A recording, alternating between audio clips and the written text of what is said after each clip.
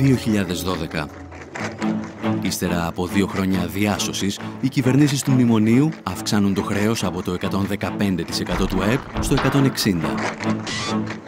Ένας στους 2 νέους εργαζόμενους βρίσκεται στην ανεργία. Χιλιάδες άλλοι μεταναστεύουν ή καλούνται να ζήσουν με 500 ευρώ. Οι αυτοκτονίες αυξάνονται κατά 20% και οι άστεγοι στην Αθήνα ξεπερνούν τους 20.000. Το Σύνταγμα καταστρατηγείται. Στελέχη τραπεζών αλλά και πρώην θειασότες της Χούντας των συνταγματαρχών τοποθετούνται σε θέσεις κλειδιά του κρατικού μηχανισμού. Όλα είναι πλέον έτοιμα για την τελευταία πράξη της τραγωδίας. Την ολοκληρωτική εκποίηση της Ελλάδας.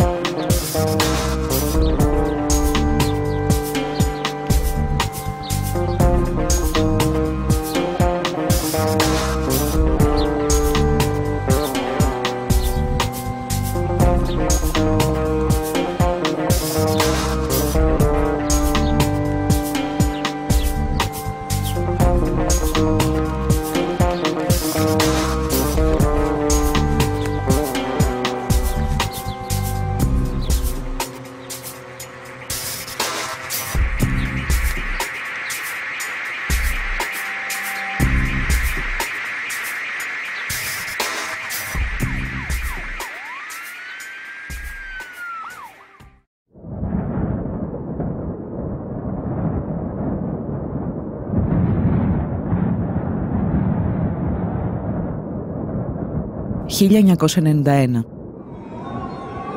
Ο σύντομος 20ος αιώνας φτάνει στο τέλος του. Η Δύση οραματίζεται το τέλος της ιστορίας και επιχειρεί να το εφαρμόσει στη Ρωσία.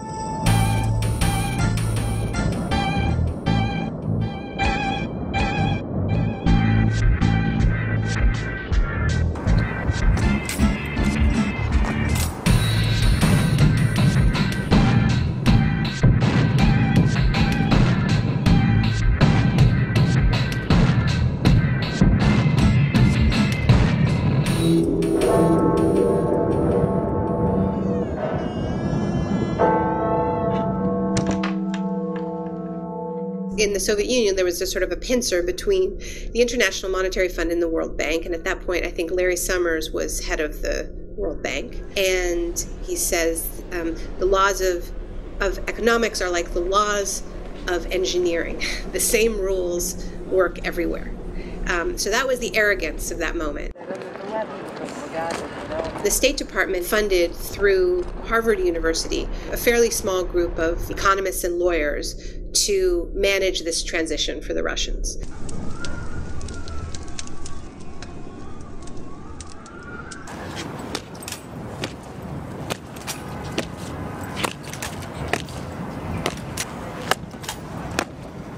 Η μετάβαση περιλαμβάνει το μεγαλύτερο πείραμα ιδιωτικοποιήσεων στην ιστορία της ανθρωπότητας. Ένα πείραμα που θα οδηγήσει μια χώρα στην απόλυτη καταστροφή.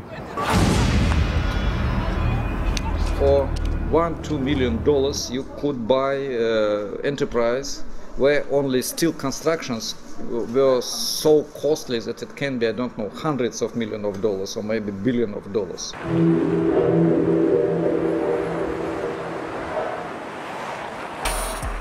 Like huge factories in Ural, in Siberia, in central Russia, former military industrial enterprises, chemical enterprises, steel enterprises, and so on.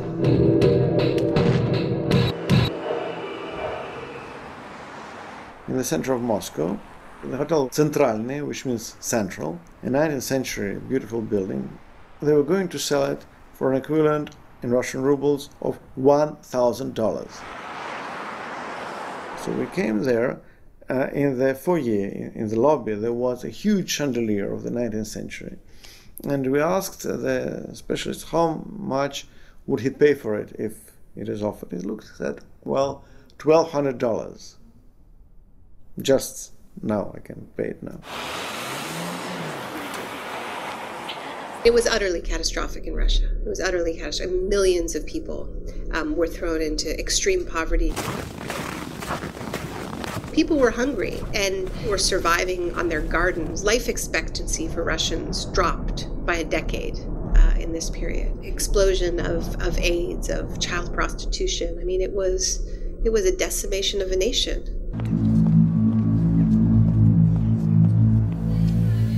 Η εκποίηση μιας χώρας που σχεδιάζεται στη Δύση και εφαρμόζεται από τους Ρώσους ολιγάρχες δεν θα μπορούσε να επιβληθεί χωρίς περιορισμό των δημοκρατικών ελευθεριών.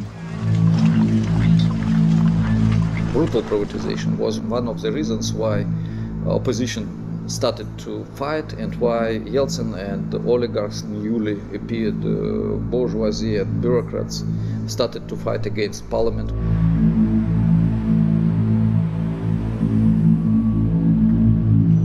Οι κανόνες του παιχνιδιού πρέπει να αλλάξουν.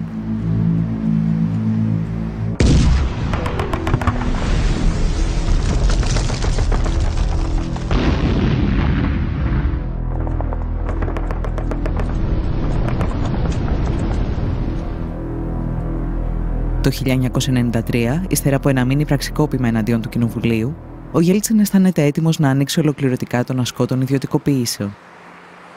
I am absolutely certain that privatization in 1994 wouldn't be even technically possible without the coup d'etat of 1993. Η διαδικασία αυτή ονομάστηκε καταστρόικα.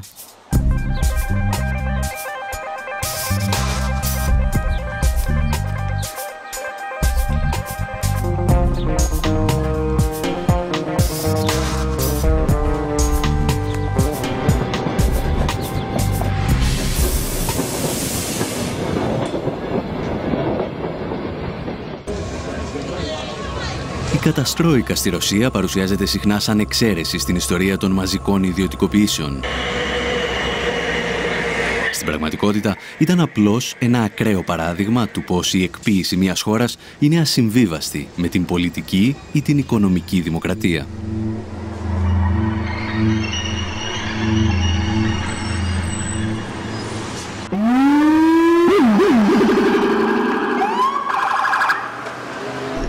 Core neoliberal policies of privatization and deregulation, cuts to social spending, often accompanied by increases in military spending. These policies were first imposed under dictatorship. The first laboratories of neoliberalism had nothing whatsoever to do with democracy. Η πρακτική της εκποίησης έρχεται μαζί με τους ανέμους του νεοφιλελευθερισμού που πνέουν για πρώτη φορά στο Πανεπιστήμιο του Σικάγου. Καθηγητές όπως ο Φρίντριχ Φον Χάγεκ και ο Μίλτον Φρίντμαν αναζητούν ένα πειραματικό εργαστήριο για να δοκιμάσουν τη λεγόμενη ελεύθερη αγορά και το ελάχιστο κράτος. Καθώς όμως καμία δημοκρατικά εκλεγμένη κυβέρνηση δεν δέχεται να εφαρμόσει τις ιδέες τους στο έδαφος της, στρέφονται στη Χιλή του δικτάτορα Πινοσέτ και λίγο αργότερα στην Τουρκία του στρατηγού Ευρέν. There's actually a really interesting exchange between Friedrich von Hayek and Margaret Thatcher that I quote in The Shock Doctrine, where Friedrich von Hayek said, I have just come back from Chile, it's wonderful what Pinochet has done, and he's describing this fantastic experiment in neoliberalism, and says, I think you should do this too. And Hayek was a mentor of Margaret Thatcher's. And she wrote him back quite a stern reply, and she said, these types of policies are incompatible with the constitutional democracy. Η Μάργαρετ Θάτσερ θα βρει τελικά έναν τρόπο για να φέρει τη νεοφιλελεύθερη συνταγή των ιδιωτικοποιήσεων στη Δυτική Ευρώπη. Για να το πετύχει όμως θα χρειαστεί 2 πολέμους και την περιστολή των δημοκρατικών ελευθεριών.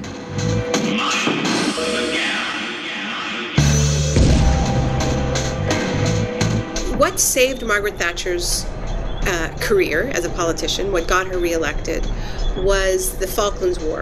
And she literally said, we won the war abroad and now we must win the war at home. And the war at home was a war against trade unions, and she was explicitly referring to the coal miners, and in an extraordinarily violent way. The Thatcher government just beat down that union. It was some of the most violent attacks on trade union in the Western world.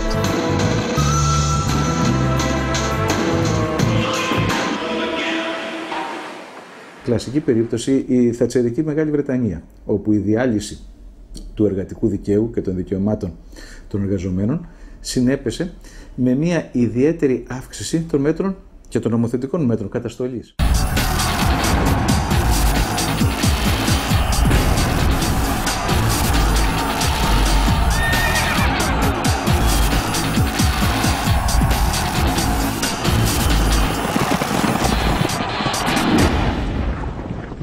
Το πιο χαρακτηριστικό είναι ότι τώρα προβλέπεται στο δίκαιο της Μεγάλης Βρετανίας ότι μια πικετοφορία η οποία θα έχει πάνω από 4 πρόσωπα έξω από ένα χώρο εργασίας θα απογορευτεί ως δυνάμει τρομοκρατική για το φρόνημα των εργαζομένων μέσα στην επιχείρηση.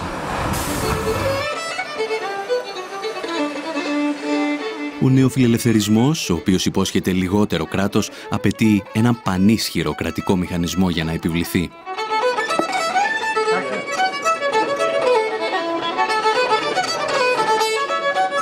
We should never forget that neoliberalism is an ideology. I don't mean this as just dismissing it. By ideology, I mean it's never or very rarely really followed in actual politics. Take Reagan, the first neoliberal in power. Are you aware that, as we all know, the state machinery as such exploded under Reagan? It is clear that neoliberalism can function only through an extremely strong regulative role of the state. So the question should not be these pseudo problems, what amount of state regulation, more capital, but who will do this regulation? A private enterprise system does not mean a free enterprise system. It just means someone's controlling it that you haven't elected. So the idea is with Vulture's Picnic. Οι αιμοσταγείς δικτάτορες όμως, όπως και η θατσερική πολιτική του σοκ, έχουν ημερομηνία λήξης. Πρέπει λοιπόν να βρεθεί ένα νέο μέσο για την επιβολή των μαζικών ιδιωτικοποιήσεων. So it started off without democracy. It started off with dictatorship imposed with brute force, with torture and fear. When the democratic era began in the 80s, there needed to be another mechanism to keep countries in line, and that mechanism became debt.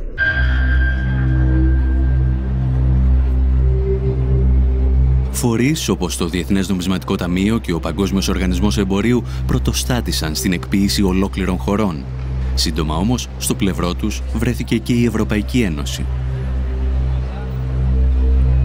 The emergency packages with the IMF have enabled the EU for the first time to actually advocate privatizations.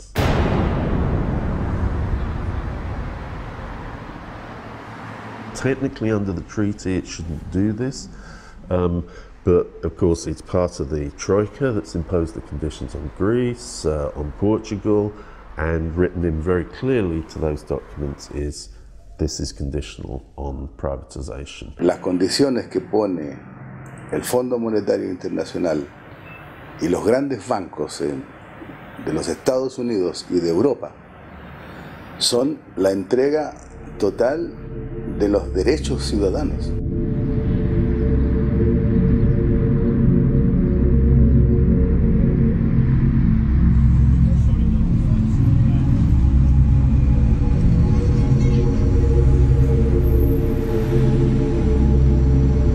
No one privatizes or deregulates unless there's a hammer over their head, like in Greece now, in Spain, in Italy, when basically there's tremendous pressure on the government because there's a desperate financial situation.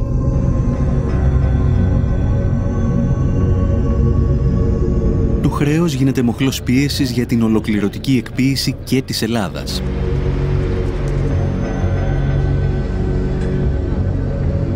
Και σε αυτή την περίπτωση όμως υπάρχει ένα μικρό εμπόδιο που πρέπει να ξεπεραστεί. Η δημοκρατία.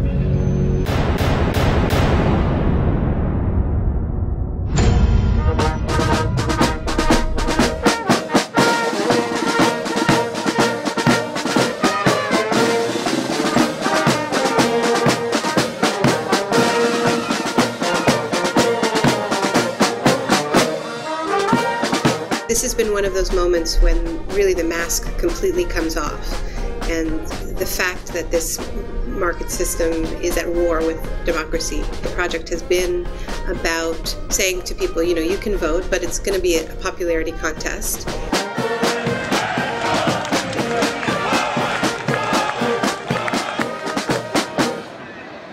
The so-called the independent central bank is a mechanism for saying, you know, politicians can't touch our toys. Η Ευρωπαϊκή Ένωση και οι ελληνικές οικονομικές ελίτ φτάνουν στο σημείο να διορίσουν έναν πρώην κεντρικό τραπεζίτη ως πρωθυπουργό της Ελλάδας. Συνεχίζοντας την πολιτική Παπανδρέου, ο Λουκάς Παπαδήμος τοποθετεί στελέχη τραπεζών όπως ο Γκίκας Χαρδούβελης της Eurobank ακόμη και μέσα στο Μαξίμου. Οι σχέσεις πολιτικής και οικονομικής εξουσίας μετατρέπονται πλέον σε ένα διατραπεζικό deal.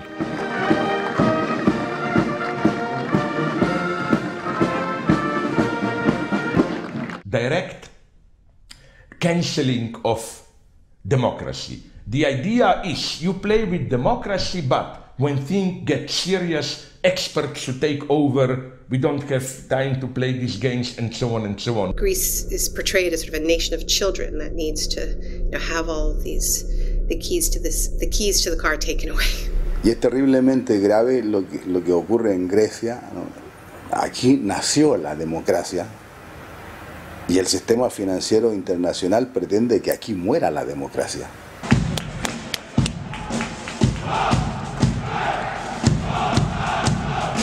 Νομίζω ότι ο επιστημονικός όρος είναι χούντα. Απλώς έχουμε μια ομάδα πολιτικών οι οποίοι έχουν επικεφαλής τους έναν τραπεζίτη και μάλιστα τον ίδιο τραπεζίτη ο οποίος ευθύνεται σε πάρα πολύ μεγάλο βαθμό για την χρεοκοπία.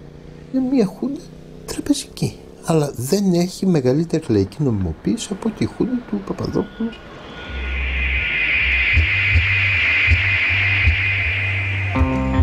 Η κυβέρνηση Παπαδήμου είναι απλώς ένα στάδιο για τον οικονομικό έλεγχο της Ελλάδας. Η Ευρωπαϊκή Ένωση θα στείλει πολλούς ακόμη τοποτηρητές. The Floridians have given up their sovereignty to a large extent to Washington, D.C., but in return, they get to decide what Washington, D.C. is going to do because they send their representatives and their senators to Washington, D.C. So I think that's one would need to make a commitment to that kind of a path, not to one where, you know, a German proconsul, you know, comes to Athens and runs, you know, Greek fiscal policy. That obviously raises the question of democratic legitimacy to the extreme. Ο Γερμανός έπαρχος ακούει στο όνομα Horst Reichenbach και έρχεται στην Ελλάδα ως επικεφαλής μιας στρατιάς τεχνοκρατών. Δίπλα του, εκατοντάδες γκρίζα κουστούμια της Ευρωπαϊκής Ένωσης και του Διεθνούς Νομισματικού Ταμείου τοποθετούνται στα σημαντικότερα υπουργεία της χώρας. The task force is then, so to speak, the vehicle in order to bring the member states, the IMF, the OECD and others into the picture.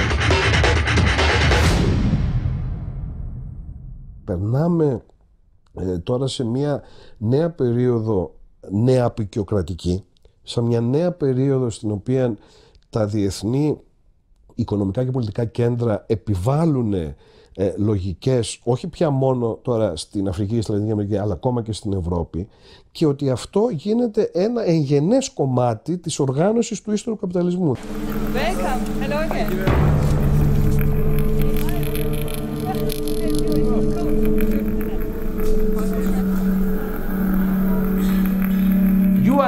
a trial case like in laboratory rabbits for all of Europe, a new authoritarian forum which, even if it remains in a superficial sense democratic, as we have seen in Greece, Italy, and it will follow, I can guarantee you, elsewhere, is being tested. Ο έλεγχος της χώρας από ξένα και ελληνικά οικονομικά συμφέροντα επιτυγχάνεται κυρίως μέσα από 2 δανειακές συμβάσεις. Στόχος να επιβληθούν οι όροι των δανειστών και να μετατραπεί η δουλειά σε δουλεία. Οι εργασιακές σχέσεις επιστρέφουν στο 19ο αιώνα. Για να περάσουν όμως αυτές οι ρυθμίσεις απαιτείται ένα ακόμη πραξικόπημα. Αυτή τη φορά κοινοβουλευτικό. Η πρώτη δανειακή σύμβαση δεν ήρθε ποτέ για κύρωση στη Βουλή. Κατατέθηκε και ποτέ δεν κυρώθηκε. Πράγμα που είναι ευθέως αντισυνταγματικό. Η δεύτερη ήρθε 3 φορές στη Βουλή ως σχέδιο. Προφανώς γιατί οι δανειστές μας ζητούσαν μικρές αλλαγές και ήθελαν να έχουν την προέγκριση βάσει του σχεδίου αυτού. Επομένως, φαίνεται καθαρά σε αυτή την περίπτωση η πρόθεση των πολιτικών ηγετών μας να μην εφαρμόζουν το Σύνταγμα, αλλά τις πολιτικές εντολές που παίρνουν απ' έξω.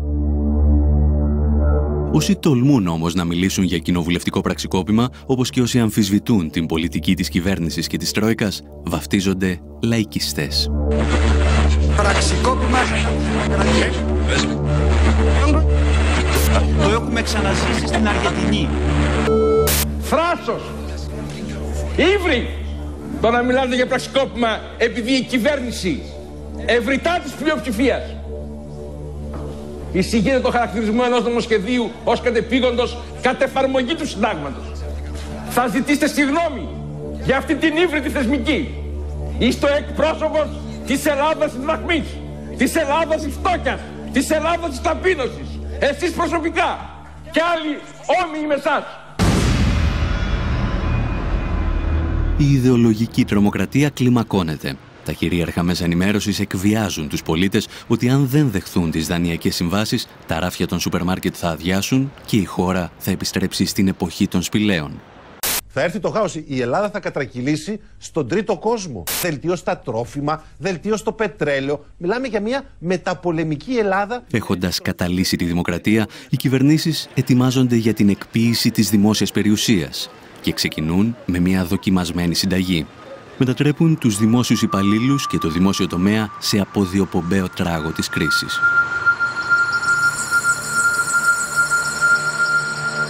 There is a sort of ideology that the public sector performs worse than the private sector, but the empirical evidence for that is not strong. And generally, the public sector and the private sector perform pretty much as well as one another. Η ελληνική κυβέρνηση ψεύδεται λέγοντας αρχικά ότι δεν γνωρίζει τον αριθμό των δημόσιων υπαλλήλων και στη συνέχεια ότι αυτοί ξεπερνούν το 1 εκατομμύριο. Αποκρύπτει επίσης ότι το μέγεθος του δημόσιου τομέα και οι μέσες αμοιβές των υπαλλήλων του δεν υπερβαίνουν τον ευρωπαϊκό μέσο όρο. Οι παθογένειες της δημόσιας διοίκησης είναι δεδομένες. Συνήθως όμως είναι η κρατικοδίαιτη οικονομική ελίτ αυτή που πρώτη ρίχνει το λίθος στο δημόσιο. Έχοντας προετοιμάσει την κοινή γνώμη για την εκποίηση, αναζητείται ο μηχανισμός. Τα βλέμματα στρέφονται στη γερμανική Treuhand, την εταιρεία που μετέτρεψε τη 10η μεγαλύτερη βιομηχανική δύναμη του πλανήτη σε έναν κατάλογο αγορών 510 σελίδων.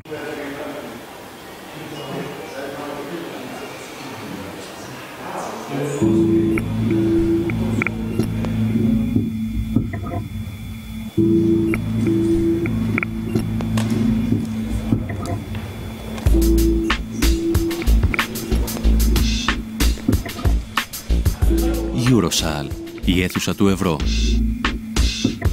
Σε ένα δωμάτιο 280 τετραγωνικών μέτρων χτυπάει η καρδιά του Γερμανικού Υπουργείου Οικονομικών. Για ορισμένους, η καρδιά ολόκληρης της Ευρωζώνης.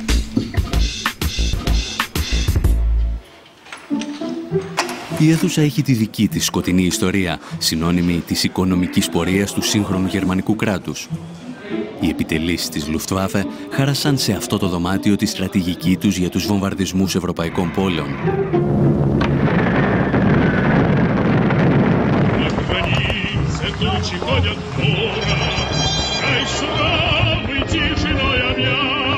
Μετά το τέλος του πολέμου, ο Σοβιετικός στρατός θα στήσει εδώ το δικό του αρχηγείο και λίγα χρόνια αργότερα, στην ίδια αίθουσα, θα υπογραφεί το πρώτο σύνταγμα της λαοκρατικής δημοκρατίας της Γερμανίας.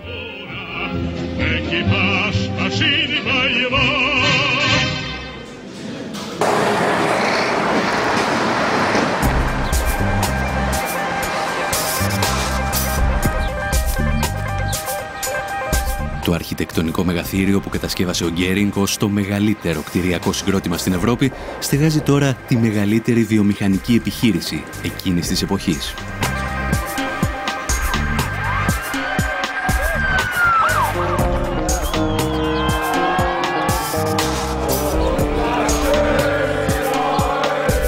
Την κατάρρευση του Ανατολικού Μπλοκ, η Τρόιχαντ αναλαμβάνει να εκποιήσει την περιουσία της Ανατολικής Γερμανίας. Ένα καταστροφικό πείραμα που αφήνει πίσω του εκατομμύρια ανέργους και ισοπεδώνει τη βιομηχανική βάση της περιοχής.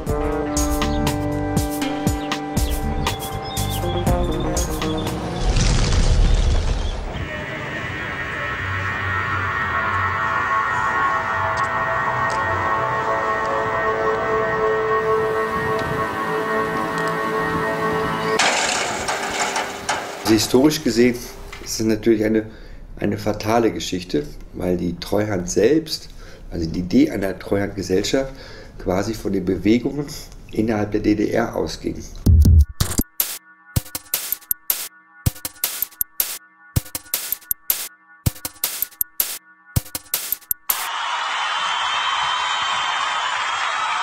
Όταν οι κάτοικοι της Ανατολικής Γερμανίας συνειδητοποιούν ότι η ενοποίηση στην πραγματικότητα ήταν μια επιθετική εξαγορά από τη Δυτική Γερμανία, η Τρόιχαντ αποτελούσε ήδη κράτος εν κράτη στο Βερολίνο. Για να λειτουργήσει το γραφειοκρατικό τερατούργημα, χρησιμοποιείται εξοπλισμός και δίκτυα επικοινωνίας των ενόπλων δυνάμεων της πρώην Ανατολικής Γερμανίας. Η Τρόιχαντ μετατρέπεται σε έναν οικονομικό στρατό κατοχής. Anscheinend während noch die DDR völkerrechtlich bestand, war aber schon maßgeblich beeinflusst natürlich von westdeutschen Politikern, von westdeutschen Managern und letztendlich auch von westdeutschen Finanzhalten.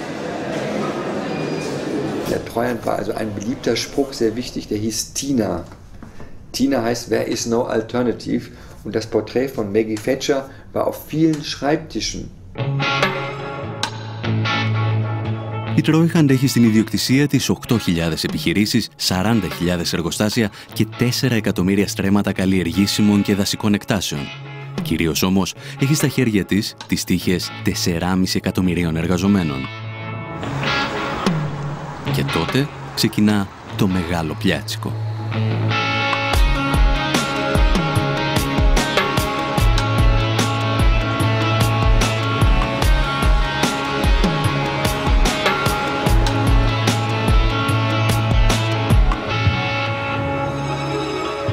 Jeden Tag, ob Samstag oder Sonntag, 10 bis 15 Betriebe privatisieren. Das war natürlich das eigentliche Dilemma und hat auch dann zu Chaos und Schiebereien und Betrügereien geführt. Sind Leute aufgetreten, die überhaupt nicht über das Volumen und den finanziellen Background verfügten, um so ein Unternehmen zu kaufen. Die hatten das Geld schlichtweg gar nicht, sondern sind eingestiegen, haben dann aus dem Unternehmen das Geld rausgezogen, haben damit die Rechnung bezahlt und das Unternehmen nur ausgeplündert und abgewickelt. Und da gibt es zig Beispiele, also sehr, sehr viele. Das hat dazu geführt, dass viele von diesen Firmen dann nachher insolvent waren und von den 4,5 Millionen Arbeitnehmern der DDR-Betriebe blieben nachher nur noch 1,5 Millionen Arbeitsplätze übrig.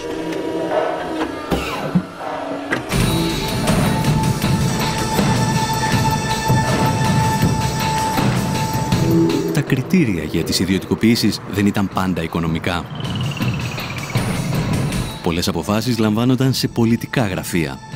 Αρκετές επιχειρήσεις έκλειναν ώστε να μην απειλούν τους ανταγωνιστές τους στη Δυτική Γερμανία.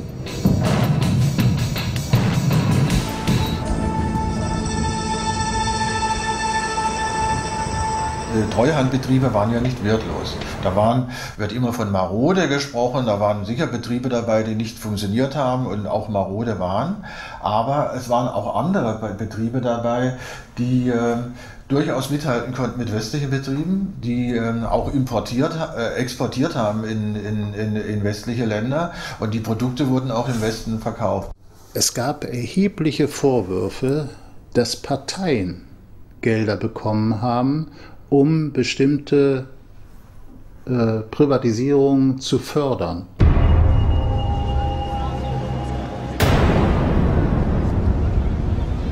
Bischofferode war ein Kaliwerk und das Kaliwerk ist eben halt ein Teil der Schlüsselindustrie für Industrieprozesse und es gab sowohl im Westen Kaliwerke wie im Osten. Und natürlich hatte der Einfluss der BASF, also als konkretes Beispiel, war so groß, dass sie eben als Monopolstellung keine andere Konkurrenz dulden musste. Obwohl es Investoren für die Ostbetriebe gab, mussten sie trotzdem liquidiert werden.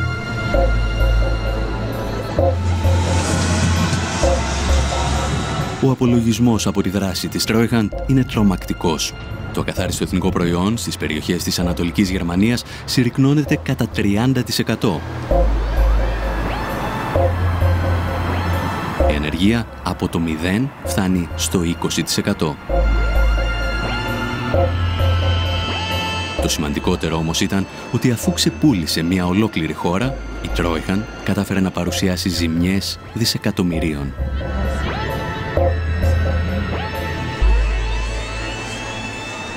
Die Treuhandanstalt etwa 300 Milliarden an Schulden gemacht hat und 60 Milliarden eingenommen hat, während man erwartet hat, dass man 600 Milliarden immer D-Mark einnimmt. Also es sind erhebliche Schulden übrig geblieben, die auch bis heute noch getilgt werden in dem sogenannten Erblastentilgungsfonds und der läuft außerhalb des Bundeshaushalts.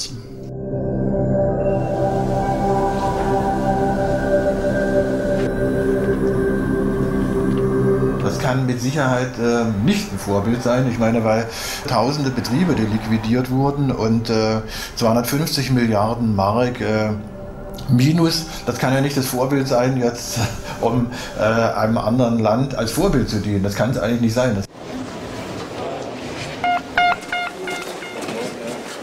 Ladies and gentlemen, good afternoon. Παρ' όλα αυτά, ο πρόεδρος του Eurogroup, Jean-Claude Juncker, παρουσίαζε την Treuhand σαν πρότυπο για την Ελλάδα. I have noted with satisfaction that Greece is willing to set up a privatization fund and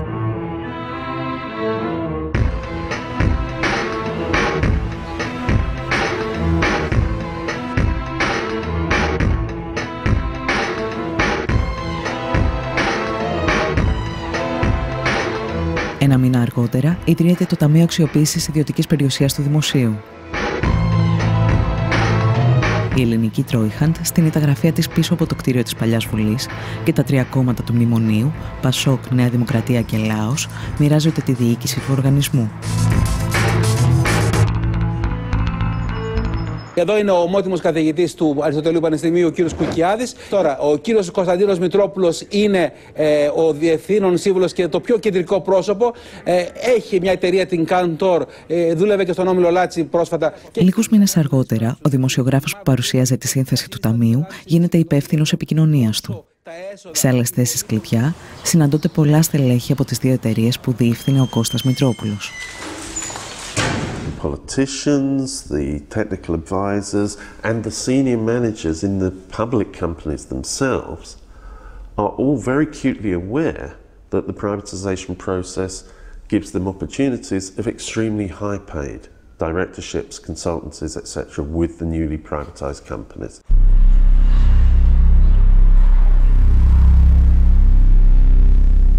Τη θέση του τοποτηρητή στο Ταμείο καταλαμβάνουν ο Ερβέ Λερουά από την Πρεσβεία της Γαλλίας και ο Μάρτεν Βέρβεϊ από το Υπουργείο Οικονομικών της Ολλανδίας. Η Τρόικα όμως ορίζει και 3 από τα 7 μέλη του Συμβουλίου Εμπειρογνωμόνων του οργανισμού.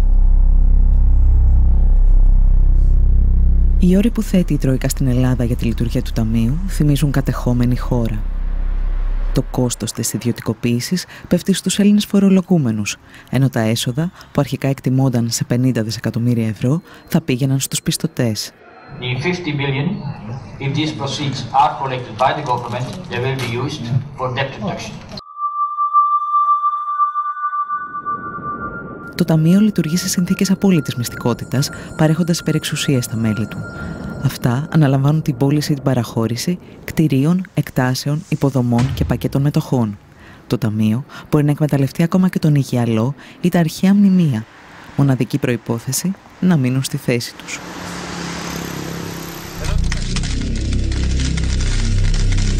Ακόμη πάντως και πριν από τη δημιουργία του Ταμείου, αξιωματούχοι της κυβέρνησης είχαν αρχίσει να διαλαλούν την πραμάτια του ελληνικού δημοσίου, ταξιδεύοντας σαν περιοδεύων θίασος.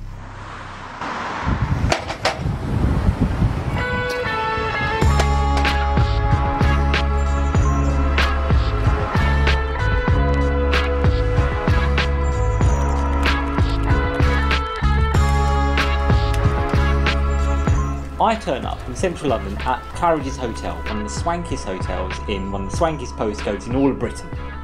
You walk all the way through to the back room, and it's a kind of ballroom, and it's got 5 chandeliers. It's got more mirrored surfaces than I could possibly count. And you turn up in this room, and it's basically a group of Greek businessmen and Greek officials talking about how they're going to sell off Greek assets. Big key assets belong to the Greek state, belong to Greek taxpayers, would just be flogged off. No more fooling around. Not in this place. And we pull up our pants and we make some money. A pile of money. And at one point, they played the music from Zorba the Greek.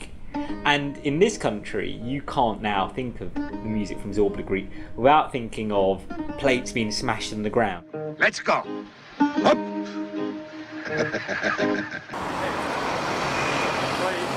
The other thing that you kept hearing in the intervals were you'd hear this song by Monica, who's this Greek pop star, and the lyrics went something along the lines of "Tell me why you don't call me anymore, you don't come anymore." And I thought, again, here's this image which unknowingly they've summoned up of kind of Greece as this kind of pariah state where it's now the pariah within Europe. Η Ελλάδα της εποχής του Ζορμπά είναι η Ελλάδα της υποτέλειας σε ξένες πολυεθνικές που ελέγχουν τις υποδομές της χώρας. Μια υπερχρεωμένη χώρα με ένα διεφθαρμένο πολιτικό σύστημα.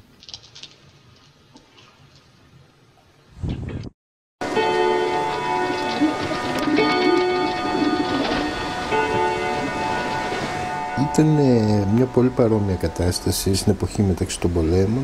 Υπήρχε μια περίοδος, ειδικά ανάμεσα στο 1924 και το 1930, που η Ελλάδα ήταν πάρα πολύ γόνιμο έδαφος και για δανεισμό. Υπήρχαν μια σειρά από τεράστια σκάνδαλα. Ήταν δεδομένο ότι οι κυβερνήσεις εξαγοράζονταν μέχρι και το πολύ στενό περιβάλλον του Βενιζέλου. Σε όλα αυτά είχαμε άμεσες παρεμβάσεις των ξένων πρεσβειών.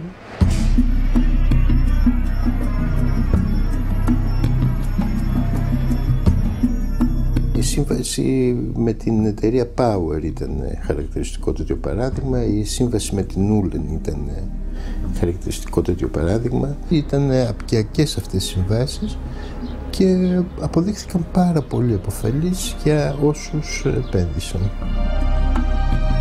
Σχεδόν έναν αιώνα αργότερα, η Τρόικα, σε συνεργασία με τις ελληνικές κυβερνήσεις, απαιτεί την επιστροφή των υποδομών της χώρας σε χέρια ιδιωτών.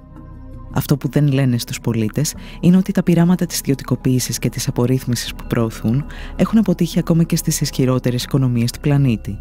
Και οι μεγαλύτερες αποτυχίες αφορούν πάντα υποδομές όπως οι σιδηρόδρομοι, το δίκτυο ίδρευσης και ηλεκτρικής ενέργειας.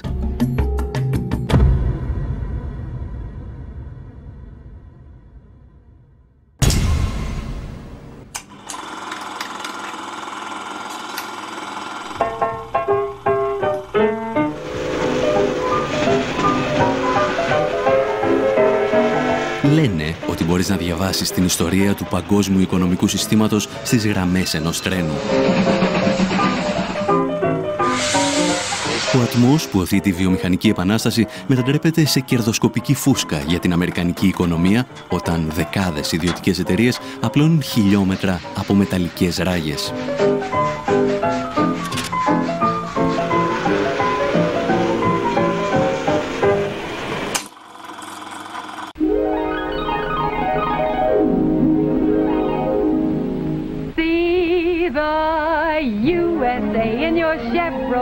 Οι σιδηρόδρομοι συμβολίζουν αρχικά τον κεντρικό ρόλο του κράτους στην οικονομία και τις υποδομές. Όμως, μετά το Δεύτερο Παγκόσμιο Πόλεμο, ο οικονομικός φιλελευθερισμός αντικαθιστά τα μέσα μαζικής μεταφοράς με το γιοταχή αυτοκίνητο. 4 ρόδες και ένα τιμόνι οδηγούν το μικροαστικό όνειρο στους αυτοκινητόδρομους της νέας οικονομίας. Η τάση περνά και στην Ευρώπη με καθυστέρηση μερικών δεκαετιών. Όταν οι Τούρκοι δικτάτορες δοκιμάζουν το νεοφιλελεύθερο πείραμα του Πινοσέτ, ο Τουργκούτ Οσάλ θα χαρακτηρίσει τα τρένα κομμουνιστικό δημιούργημα.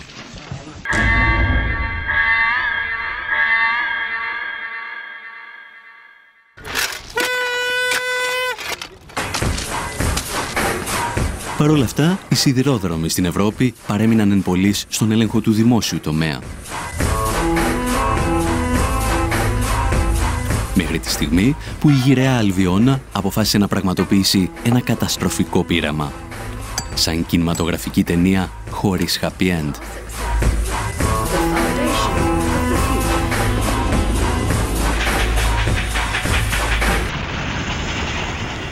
We made the navigators about the privatization of the railways after a railway worker got in touch with me with an idea for a script. But in the course of making it, it became plain, well, we knew already, that the privatisation of the railways was a disaster. Oh, Jerry, British Rail's gone. Woodburn Depot is now Northern Infrastructure, and they're going to be competing.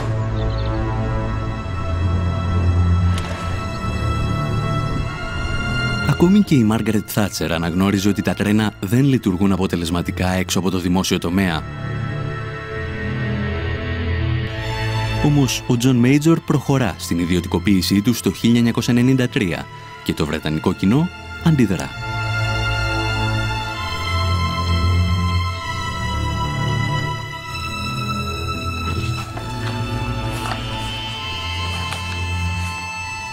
They thought they belonged to them, and they were a public service, not something to be run by companies who put on cheap logos and really seem to be just in it to make money. Τα τρένα, το δίκτυο των γραμμών και οι υπηρεσίες συντήρησης τελικά καταλήγουν σε διαφορετικούς ιδιώτες. Τόσους πολλούς που στη συντήρηση και μόνο δραστηριοποιούνται 2.000 εταιρείες.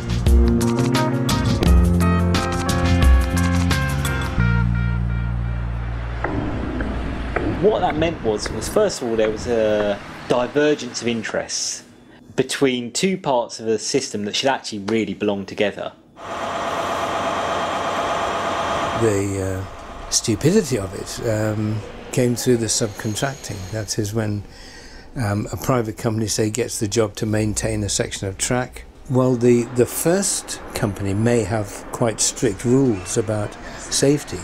By the time you've subcontracted 2 or 3 stages, who's to know who is safe?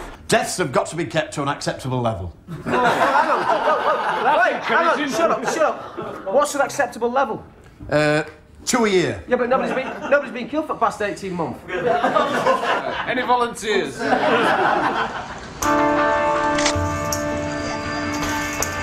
I think there has to be a case made where you say that was indecent haste and in the end it cost lives. Ο απολογισμός είναι τραγικός. Στα 3 μεγαλύτερα δυστυχήματα που αποδίδονται στην ιδιωτικοποίηση, 42 άτομα χάνουν τη ζωή τους και 600 τραυματίζονται.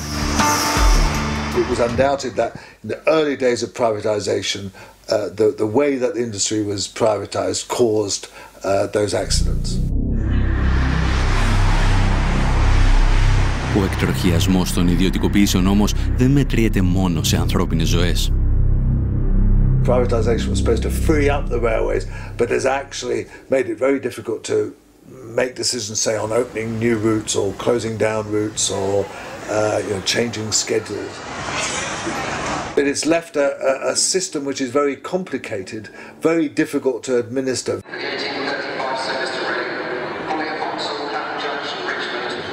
It was bad for the passengers. It was a chaotic organisation. It didn't work and hasn't worked. And it's lost a huge amounts of money. Μέσα σε 3 χρόνια, το δημόσιο πληρώνει σε επιδοτήσεις στις ιδιωτικές εταιρείες ό,τι κέρδισε από το ξεπούλημα των τρένων. Και το κόστος για τους φορολογούμενους δεν σταματά εκεί.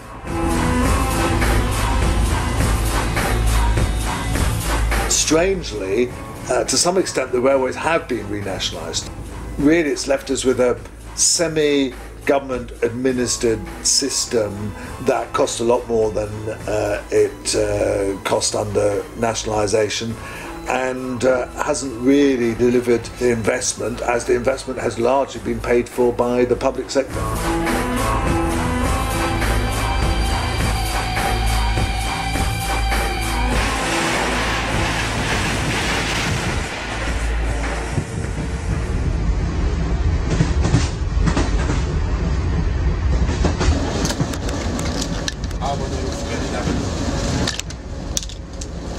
Η Ελλάδα δεν διδάσκεται τίποτα από τη Μεγάλη Βρετανία.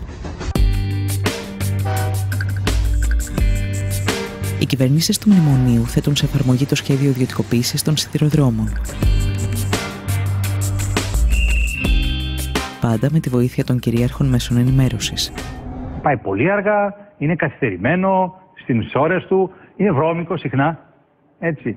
Είναι χαρακτηριστικό ότι οι αιτήσεις ζημίες του ομίλου ΟΣΕ και της Τρενοσέ φτάνουν το 1,2 δισεκατομμύρια ευρώ. Τα ελληνικά τρένα παρουσιάζονται ως ο πλέον ζημιογόνος δημόσιος οργανισμός στην Ευρώπη. Ποιος ευθύνεται όμως για αυτό το χρέος?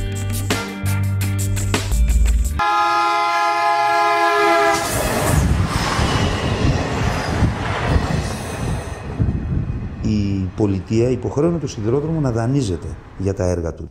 Μια αντίστοιχη περίπτωση δεν υπάρχει στην ελληνική τέτοια, γιατί και οι αυτοκινητόδρομοι και τα λιμάνια και τα αεροδρόμια χρηματοδοτούνταν από το κράτος. Αυτό το δανεισμό σήμερα η κυβέρνηση τον μετέφερε ότι είναι χρέος του ΟΣΕ. Αυτό είναι αναλυθές και ένα μεγάλο μέρος, γύρω στις τάξεις του 70 με 80%, πράγματι είναι δανεισμός για έργα υποδομής.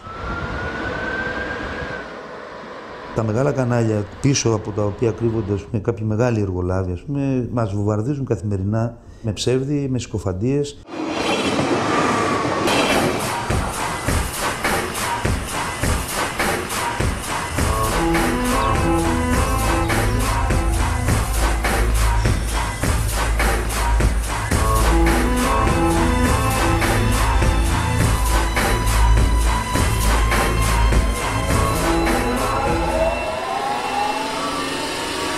Η κριτική εστιάζεται στους μισθούς των εργαζόμενων και στο κόστος λειτουργίας.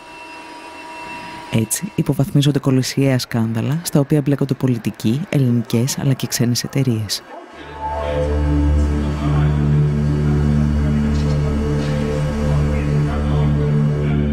Δεκάδες εκατομμύρια ευρώ ξοδεύονται σε γραμμές που δεν λειτουργούν ποτέ. Σειρμοί νοικιάζονται σε τιμές με τις οποίες θα μπορούσαν να αγοραστούν. Το δημόσιο φτάνει να παραγγέλνει από τη Siemens ηλεκτράμαξες χωρίς να έχει ηλεκτρικό δίκτυο για να τις χρησιμοποιήσει. Παράλληλα, πληρώνει μεγαλοεργολάβους για έργα που δεν παραδίδονται ποτέ. Υπάρχει και μια σκοπιμότητα, δηλαδή απαξιώνουμε τον δημόσιο πλούτο μας με σκοπό, αφού τον απαξιώσουμε, να τον δυσφημίσουμε, έτσι ώστε πολύ πιο εύκολα να πείσουμε την ελληνική κοινή γνώμη ότι ίσως ένας ιδιώτης θα είναι πολύ καλύτερη λύση, ας πούμε, για τον ελληνικό σιδηρόδρομο.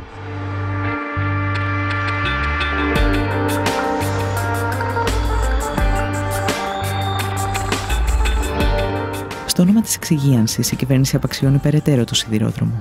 Μειώνει δραστικά το προσωπικό, υποβαθμίζοντας την ποιότητα, αυξάνει πάνω από 60% τις τιμές των εισιτηρίων και κλείνει μεγάλο μέρος των γραμμών.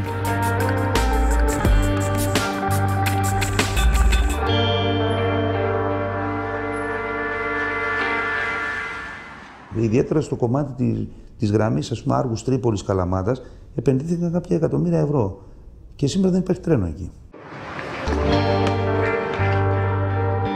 Μετρώντας μόνο κέρδη ή ζημιές, οι υποστηρικτές της ιδιωτικοποίησης ξεχνούν ότι ο σιδηρόδρομος είναι πάνω απ' όλα ένα αγαθό για την εξυπηρέτηση του πολίτη. Ένα αγαθό για το οποίο έχουν πληρώσει γενιές Ελλήνων φορολογούμενων. Κάποτε στην Ελλάδα, ας πούμε, κρατικοποιούσαν τα χρέη των ιδιωτών. Σήμερα στην Ελλάδα προσπαθούν να ιδιωτικοποιήσουν τα κέρδη που θα μπορούσε να έχει ο πολίτης μέσα από κρατικές υπηρεσίες. Τι επένδυσε ο ιδιώτης ώστε να πάρει αυτό το τομέα σε τιμή πολύ χαμηλή, ας πούμε, από την αξία του ίδιου του έργου.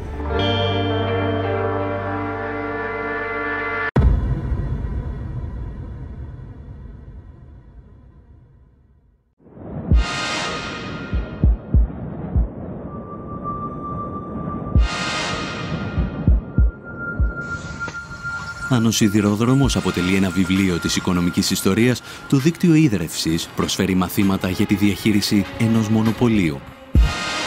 Και αυτή τη φορά έχει έρθει η σειρά του Παρισιού να πληρώσει το λογαριασμό.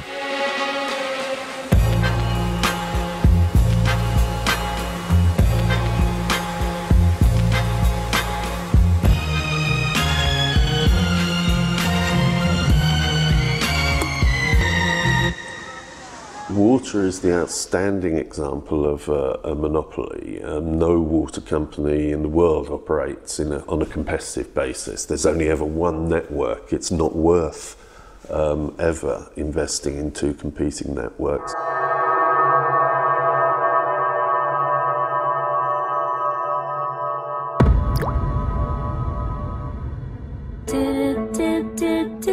Δύο πολυεθνικές με τεράστια οικονομική και πολιτική ισχύ, η Βεόλια και η Σουέζ, διεκδικούν τη διαχείριση του δικτύου ίδρευσης του Παρισιού και ο Ζακ Σιράκ τους την προσφέρει.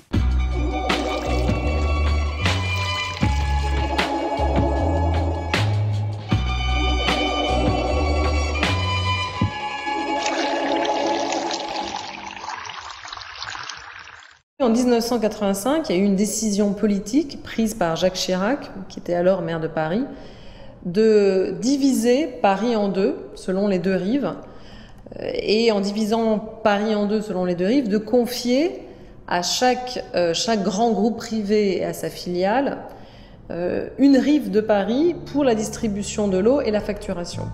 Il n'y avait pas d'arguments techniques avancés. Il n'y avait pas d'arguments, on va dire, même financiers.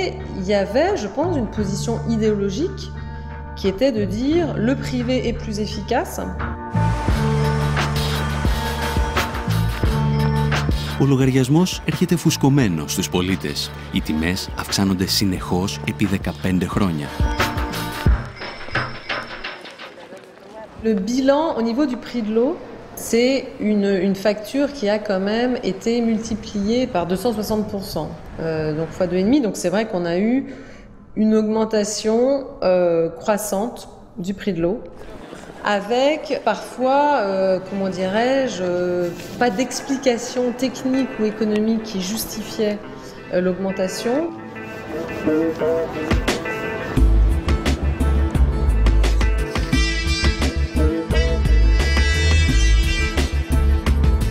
C'est avec le changement de municipalité et de majorité municipale en 2001, quand il y a eu une majorité plurielle de gauche, d'écologistes, de communistes qui est arrivée à la tête de Paris, qu'on a décidé de reprendre en main tout le service de l'eau.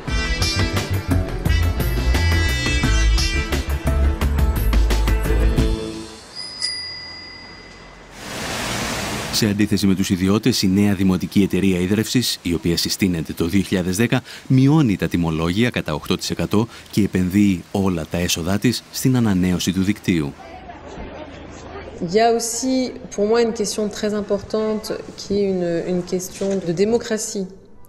C'est-à-dire qu'une gestion publique permet, si elle est bien faite, d'avoir une plus grande évaluation politique par la collectivité parisienne.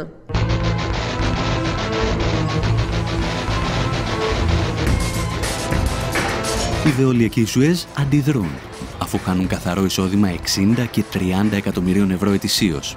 Ασκούν πιέσεις στην κυβέρνηση, στο Δήμο και στα συνδικάτα εναντία στην Anne Lestrade, η οποία κίνησε τη διαδικασία. De fait, il considère que je suis un peu le diable incarné. Η μάχη του Παρισιού φέρνει στο φως το παρασκήνιο της διαπλοκής ανάμεσα στις πολυεθνικές του νερού και την πολιτική εξουσία. Jérôme Monod, qui était le dirigeant de la Lyonnaise des Eaux, était celui qui avait été l'un des dirigeants du parti de Jacques Chirac. Παρά τις διασυνδέσεις τους όμως, οι πολυεθνικές του νερού φαίνεται να χάνουν τη μάχη με τους πολίτες.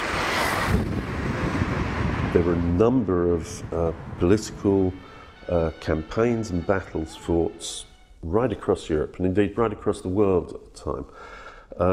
The result of those battles was largely that people rejected water privatization very strongly. Η Ευρωπαϊκή Ένωση όμως γυρίζει την πλάτη της στις αποφάσεις των πολιτών. Γραμμή στις Βρυξέλλες χαράσουν οι πολυεθνικές και επόμενος στόχος τους είναι η Ιταλία.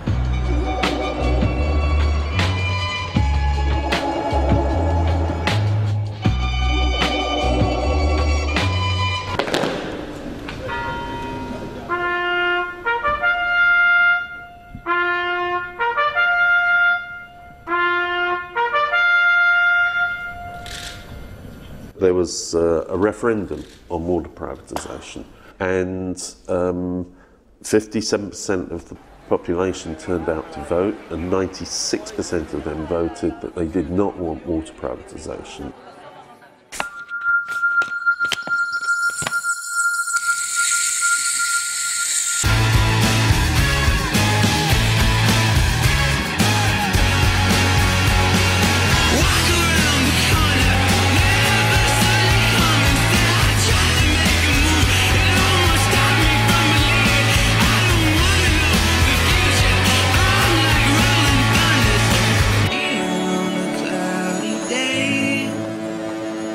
Even Berlusconi said, I can't privatise the water. There's been a referendum that says we're not allowed to. Berlusconi is now being replaced by a government headed by bankers, as similar processes happened in Greece. And again, European officials have said to the Italian government, we expect a privatisation programme and we expect it to include water.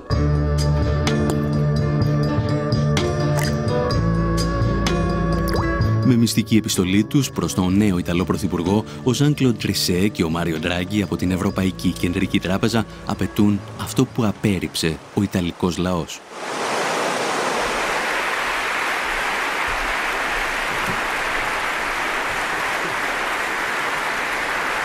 The fact that it was now illegal under the Italian constitution to privatise water was irrelevant. A fundamentally undemocratic process, and again similar to the kind of pressures that have been put on Greece. I spoke with, just this weekend with the new Prime Minister, Mr. Papademos. I spoke also with Prime Minister Monti, and I know they are very committed to respect the commitments taken, because they understand that without this, in fact, there will not be financial stability in their countries.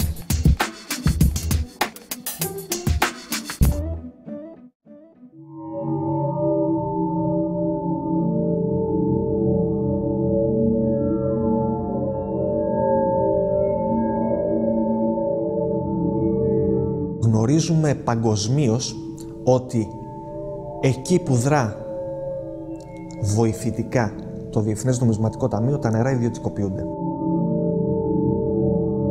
Γνωρίζουμε πολύ καλά ότι υψηλόβαθμα στελέχη των Σουέζ και Βεόλια είναι υψηλόβαθμα στελέχη και σύμβουλοι του Διεθνούς Νομισματικού Ταμείου.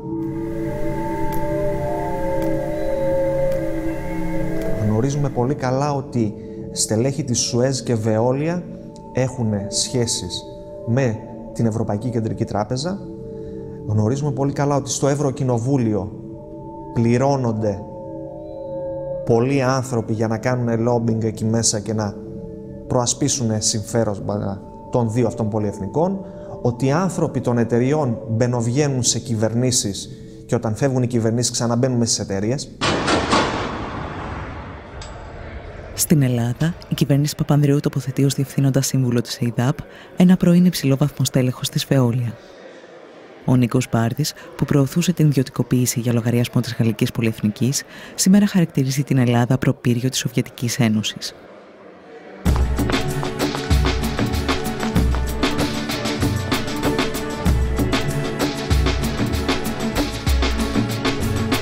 Τα σχέδια ιδιωτικοποίησης όμως δεν ξεκινούν την εποχή του μνημονίου. Η εκποίηση του δικτύου ίδρευσης και αποχέτευσης στην Αθήνα και τη Θεσσαλονίκη αρχίζει επί κυβερνήσεως Σιμίτη με την εισαγωγή στο χρηματιστήριο. Μέσα σε μια δεκαετία τα τιμολόγια έχουν αυξηθεί πάνω από 200%. Οι υπηρεσίες αντίστοιχα όμως δεν έχουν βελτιωθεί κατά 200%. Οι υπηρεσίες έχουν χειροτερεύσει πάρα πολύ. Το 2008 η Νέα Δημοκρατία ξαναφέρνει στο προσκήνιο το θέμα της ιδιωτικοποίησης και 3 κοινοπραξίες λαμβάνουν θέσεις μάχης. Ήταν ο όμιλος της Σουέζ με μια κοινοπραξία με την Ελάκτορ. Ήταν ο όμιλος της Veolia, της δεύτερης μεγάλης πολυεθνικής, με τον όμιλο της Μαρφίν. Και μια ισπανική αυτή τη φορά, η Aqualia, μαζί με τη Γεκτέρνα. Στελέχη της Σουέζ τότε ερχόντουσαν στα κτίρια. Το τι συζητιόνταν πίσω από κλειστές πόρτες δεν το γνωρίζουμε. Αυτό όμως που γνωρίζουμε πάρα πολύ καλά είναι ότι οι εταιρείες αυτές και κυρίως η Σουέζ έχουν κατηγορηθεί στο εξωτερικό για χρηματισμό δημοσίων υπαλλήλων, κρατικών υπαλλήλων και πολιτικού προσωπικού χωρών της πολιτισμένης Δύσης. Δεν μπορώ να φανταστώ ότι εάν συνέβη κάτι τέτοιο εκεί, αποκλείεται να έχει συμβεί και στη χώρα μας.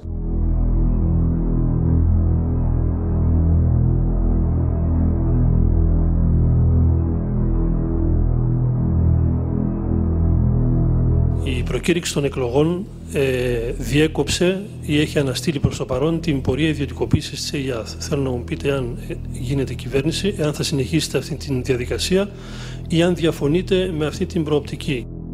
Είμαστε αντίθετοι στην ιδιωτικοποίηση των υδάτινων πόρων.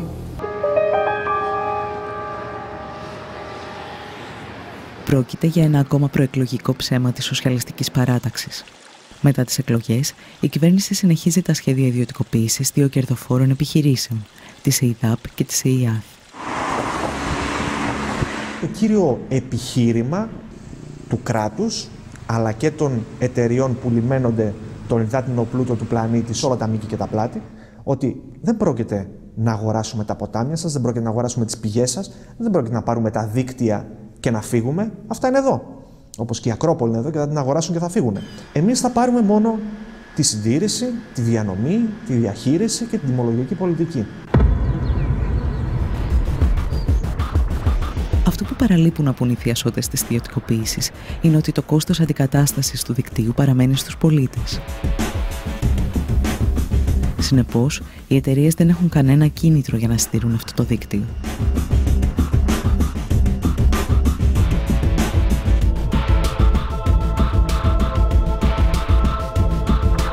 Ελλειπή συντήρηση, κέρδος για τον ιδιώτη, καταστροφή του υλικού, αντικατάσταση από τον Έλληνα πολίτη. Τα κέρδη στον ιδιώτη, η ζημία στον Έλληνα πολίτη φορολογούμενο.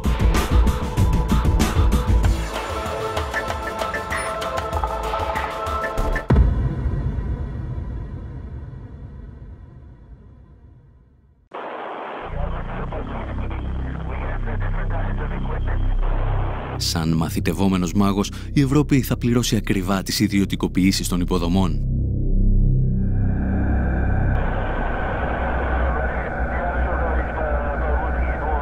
Οι δυνάμεις της αγοράς όμως θα δείξουν το αληθινό τους πρόσωπο ακόμη και στη γενέτειρα του νεοφιλελευθερισμού, τις Ηνωμένες Πολιτείες.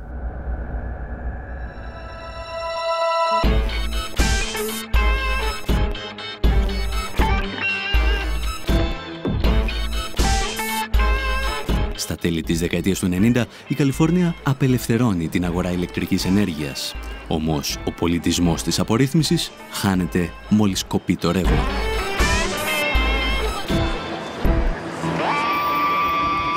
The fantasy that you can have a market in electricity or gas, that's just not possible. It is a natural monopoly. There's only one wire going to your house.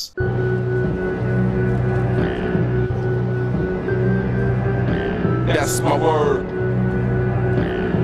This is a basic kind of introductory economic story that if you have something that tends towards a natural monopoly, then you don't have the competitive forces of the market to discipline producers. But you need some sort of regulatory structure, otherwise you're just inviting basically companies to rip you off. Historically, utility rates in the United States were very heavily regulated, very tightly controlled. In the 90s, they changed that. They started to change that.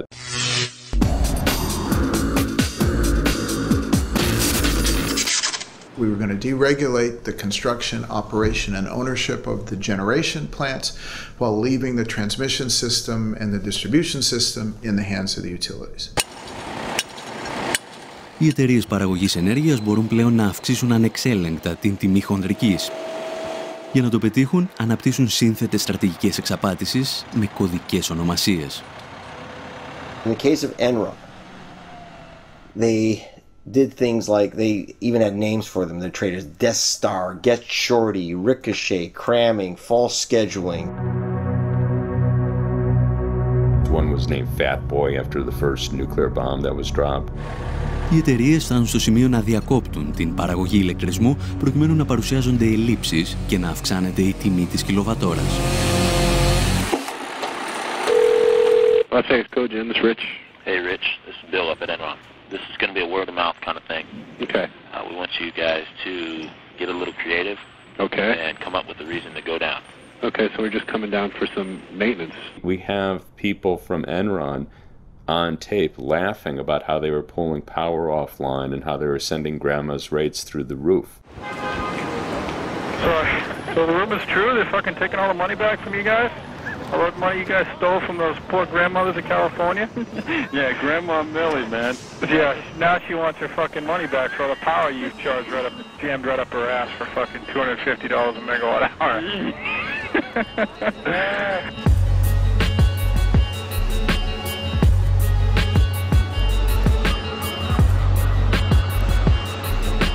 The other was basically to game the market. So basically they can get paid for electricity that they were never actually delivering. And what ended up happening was you had prices rising hundreds of percent, even thousands of percent during those peak periods.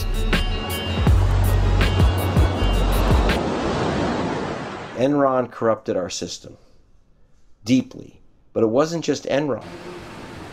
And the idea that just Enron was one bad apple is wrong. All 6 of the big power companies were involved in conspiracies. Enron could not act alone.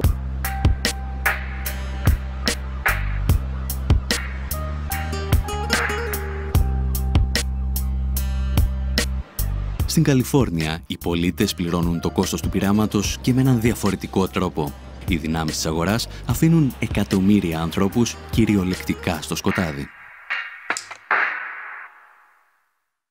First blackouts were in June of 2000, so you had basically producers refusing to produce at the prices they were being given, and the utilities ended up having blackouts.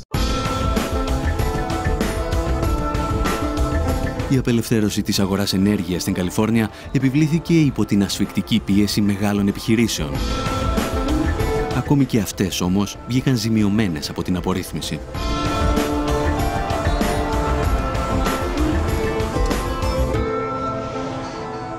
The irony, of course, is that major utility users, big businesses who use vast amounts of energy, were major advocates for the deregulation.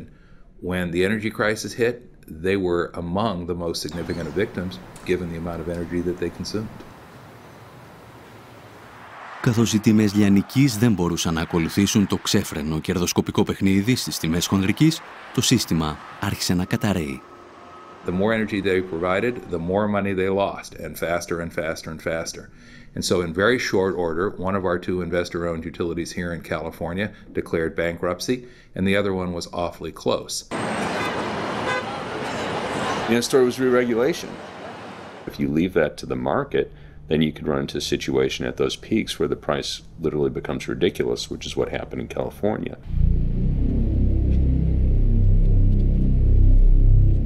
Regulation is the application of democracy to the economy. It's how we as a public democratically control monopoly businesses so they don't control us. That's my word. Struggle in the past. That's my word.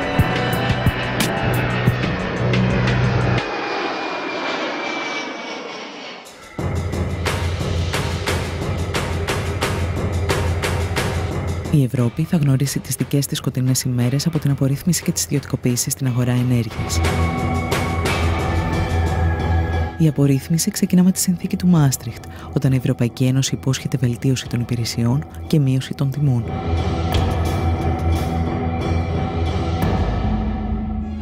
In the European Union, where the market has been opened up, any electricity producer or supplier can access transport and distribution networks to supply its customers, which encourages competition.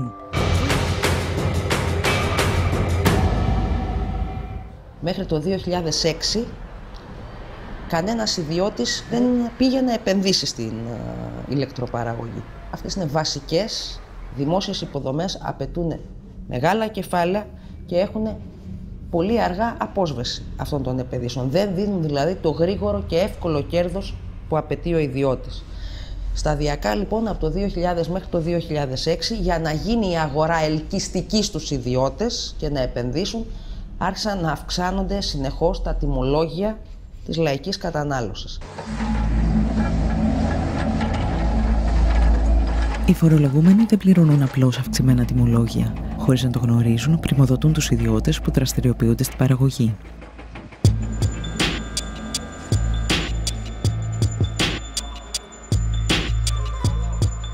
Ο Μυτιληνός έχει την αλουμίνα της Ελλάδος και ο Λάτσης στα ελληνικά πετρέλαια, τα δηληστήρια.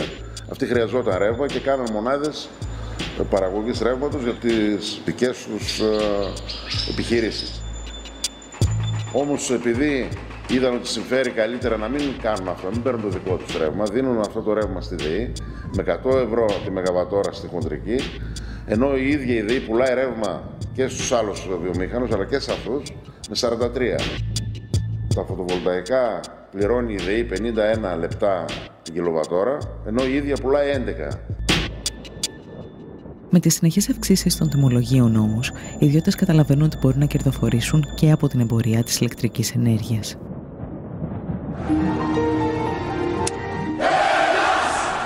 Η νούμερο 1 ιδιωτική εταιρεία ηλεκτρικής ενέργειας είναι εδώ.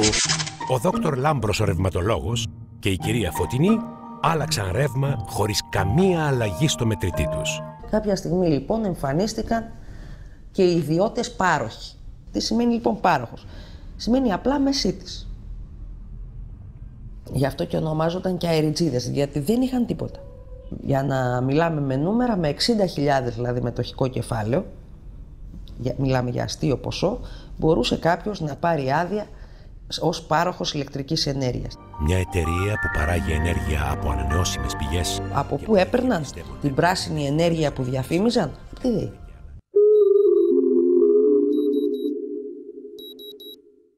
Αρχικά, οι ιδιώτες έπρεπε να εγγυούνται ότι διαθέτουν το ρεύμα που υπόσχονται να πουλήσουν. Η Ευρωπαϊκή Ένωση όμως τους απάλλαξε και από αυτή την υποχρέωση. Δεν χρειαζόταν δηλαδή να έχει ο άλλος εγγύηση ότι έχει αυτό που σκοπεύει να πουλήσει. Υπό αυτό το καθεστώς, η Ελληνική Ρυθμιστική Αρχή Ενέργειας θα ανοίξει τις πόρτες σε εταιρείες από τις οποίες σύντομα θα προκύψουν οι Ένερων της Ελλάδας. Υπάρχουν 63 άδειες σε τέτοιους παρόχους. Η μεγαλύτερη ήταν η Ενέργεια και η Ελλάς Power.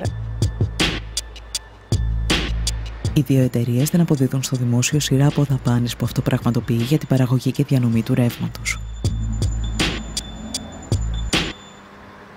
κάποια στιγμή έπαψαν να αποδίδουν οποιαδήποτε χρήματα, δηλαδή ακόμα και αυτά που απαιτούνταν για την ενέργεια που είχαν συμβολαιοποιήσει να αγοράσουν. Σέπραξαν και το γνωστό χαράτσι για το ρεύμα και βγήκαν όλα αυτά τα ωραία χρήματα στην Ελβετία.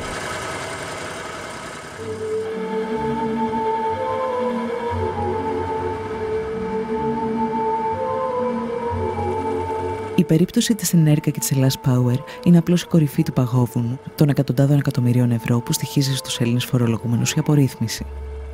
Στα 12 χρόνια της έναρξης της απελευθέρωσης της αγοράς ηλεκτρικής ενέργειας, ούτε η γραφειοκρατία μειώθηκε, ούτε οι υπηρεσίες έγιναν καλύτερες προς τους καταναλωτές, ούτε το μείγμα καυσίμου βελτιώθηκε, αντίθετα η εξάρτηση της χώρας βάθινε ενεργειακά και τα τιμολόγια έχουν αυξηθεί σε τάξη άνω του 80%.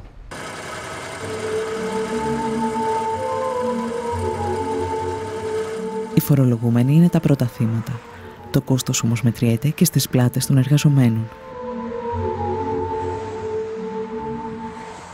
Το βάρος του φέρμος πέφτει στα ορυχεία και στους σταθμούς παραγωγής. Πριν την απελευθέρωση που ξεκίνησε το 98-99, είχε 35.000 εργαζόμενους, τακτικό προσωπικό, και σήμερα έχει 22. Δηλαδή μια πολύ μεγάλη μείωση του προσωπικού, που αυτό αντικαταστάθηκε από εργολάβους, εργαζόμενους σε εργολάβους, εργαζόμενους σε δουλεμπόριο και πολλούς έκτακτους. Οι εργολάβοι δεν τους ενδιαφέρει ιδιαίτερα η ποιότητα, αντιθέτως τους βοηθάει να μην γίνονται καλές συντηρήσεις και να έχουν δουλειά. Επίσης έβγαλε πολλά ατυχήματα, δεν υπάρχει χρονιά η ΔΕΗ να μην έχει 2, 3 και 4 θανατηφόρα ατυχήματα.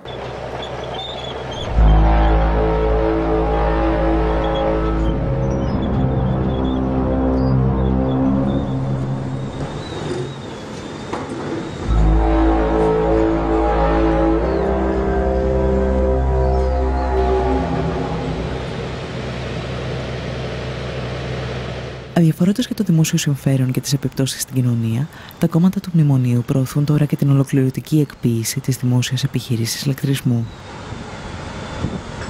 Η πραγματική της αξία, και εγώ θα πάρω την επίσημη εκδοχή, μιλάμε έτσι για 16-17 δις ευρώ. Πόσο αποτιμάται αυτή τη στιγμή στο ελληνικό χρηματιστήριο? 750 με 800 εκατομμύρια. Η μονάδα, η 5, στην Πτολεμαΐδα που σχεδιάζεται να κατασκευαστεί, έχει προϋπολογισμό 1,5 δις. Ολόκληρη η ΔΕΗ θα πουληθεί λιγότερο από όσο μία μονάδα της.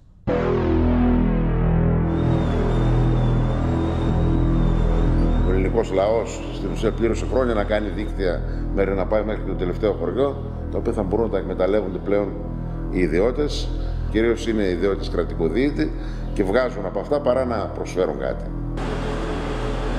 Η ΔΕΗ δεν χτίστηκε από κανέναν ιδιώτη, χτίστηκε 60 ολόκληρα χρόνια από το ειστέρημα του ελληνικού λαού. Η ηλεκτροδότηση σε όλη τη χώρα είναι περιουσία μας. Δεν μπορούμε να τη χαρίσουμε.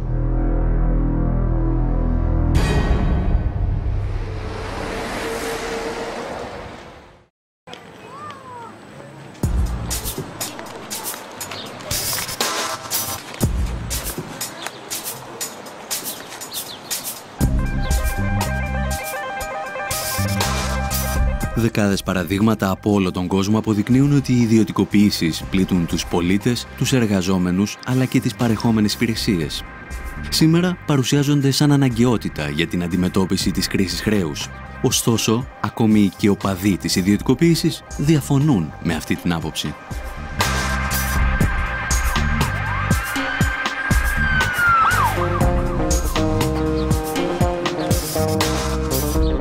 A lot of privatization isn't necessarily the best thing to do in the middle of an economic crisis, because privatization is certainly going to lead to people being laid off.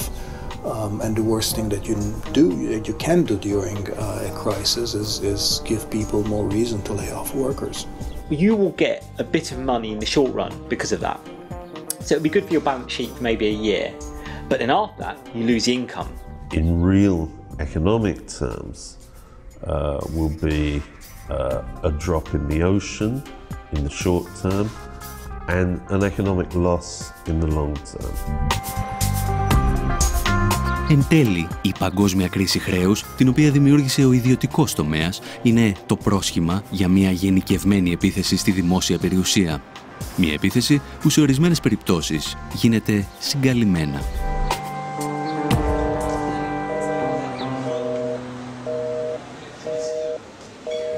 Η ιδιωτικοποίηση πραγματικά δεν αφορά μόνο την περίπτωση που φεύγουν ολόκληρες δραστηριότητες από το δημόσιο, ας πούμε τη μορφή παραχώρησης δημόσιας υπηρεσίας.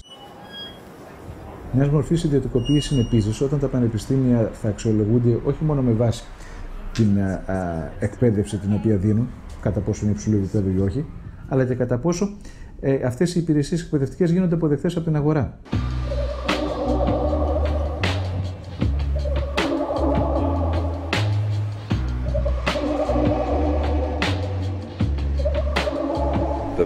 Supposedly public universities are being forced to adapt themselves to the same kind of market imperatives. So what we will find is a process of assimilation in which the public universities become more and more like the private ones, profit-making enterprises that seek essentially to sell education.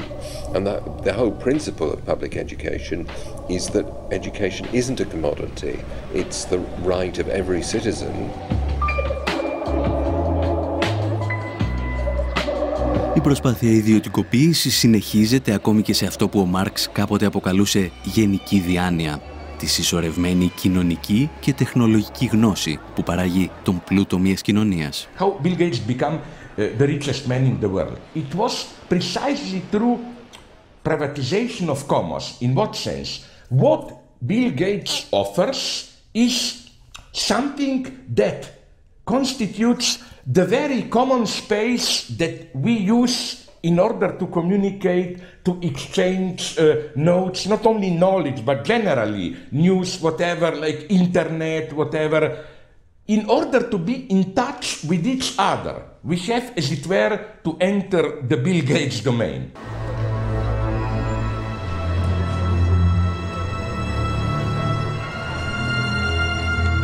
Απέναντι όμως στην προσπάθεια ιδιωτικοποίησης των πάντων γεννιούνται και ισχυρές αντιστάσεις από ανθρώπους που γνωρίζουν ότι όλα μπορούν να αλλάξουν αν υπάρξει πολιτική βούληση.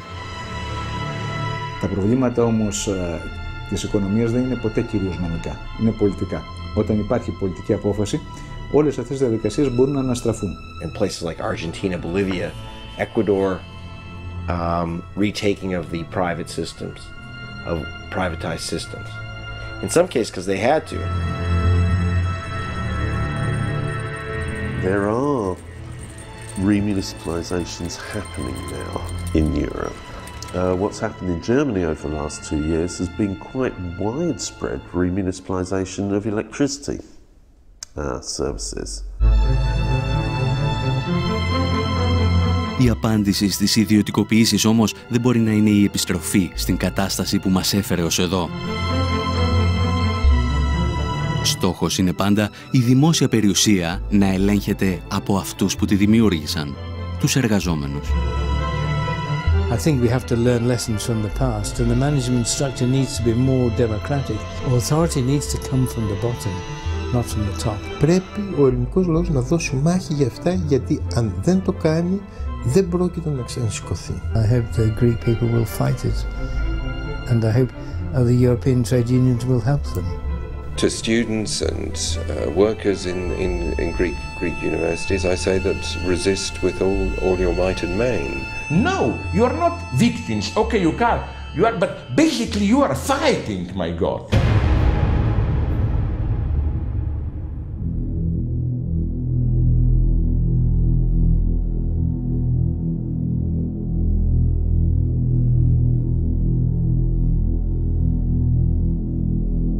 Μπορέσει ο σημερινός άνθρωπος να υπερβεί τη φυσική του ροπή προς την αδράνεια, την ησυχία.